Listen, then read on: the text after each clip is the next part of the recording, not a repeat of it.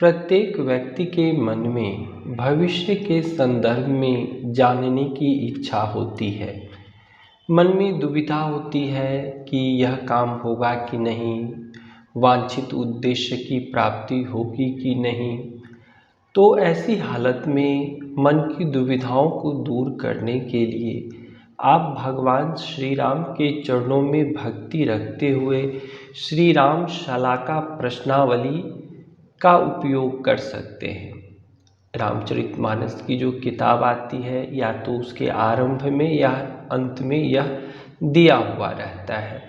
तो यह श्री राम शलाका प्रश्नावली क्या है? तो आप यह देख रहे हैं कि अक्षरों का एक समूह है जो एक वर्ग के रूप में सजा है। जैसे यहाँ सु अक्षर है, यहाँ प्र अक्षर है, यहाँ उ है इत्यादि।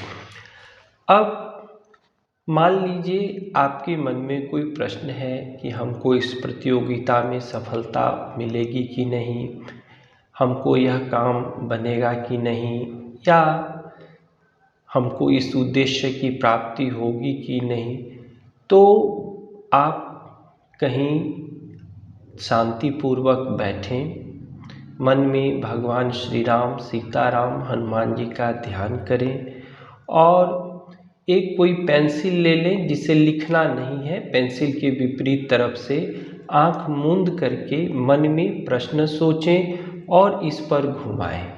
मान लीजिए किसी घर पर किसी अक्षर पर आपका चला गया, उंगली भी आप प्रयोग में ला सकते हैं। तो उंगली उस कोष्ठक पर डालें। जैसे मान लीजिए 100 पर आपने दे दिया और उसके बाद 9वें कोष्ठक पर जाना है। जैसे 1 2 3 4 5 6 7 8 9, म पर आ गया तो स म बना। इसी तरह से फिर 1 2 3 करके 9वें पर आप आएंगे। फिर उस अक्षर को लिख लेंगे। एक कागज कलम रखिएगा, लिखते चले जाइएगा और इस तरह से 9वें कोष्ठक में आने वाले अक्षर को लिखते हुए जाना है।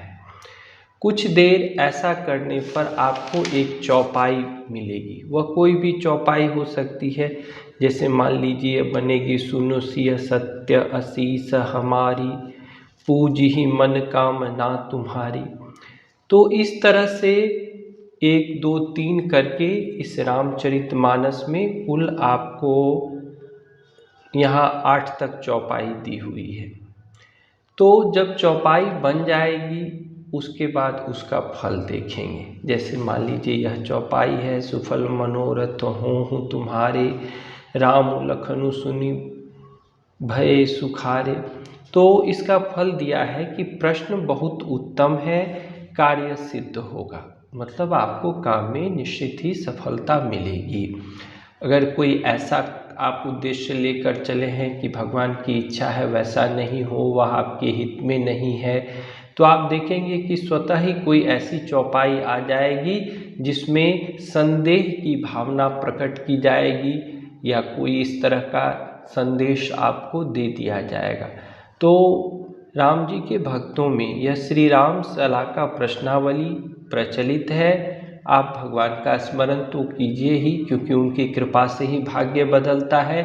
साथ ही मन में विशेष दुविधा होने पर इस राम शलाका प्रश्नावली का प्रयोग कर सकते हैं। जय सीताराम।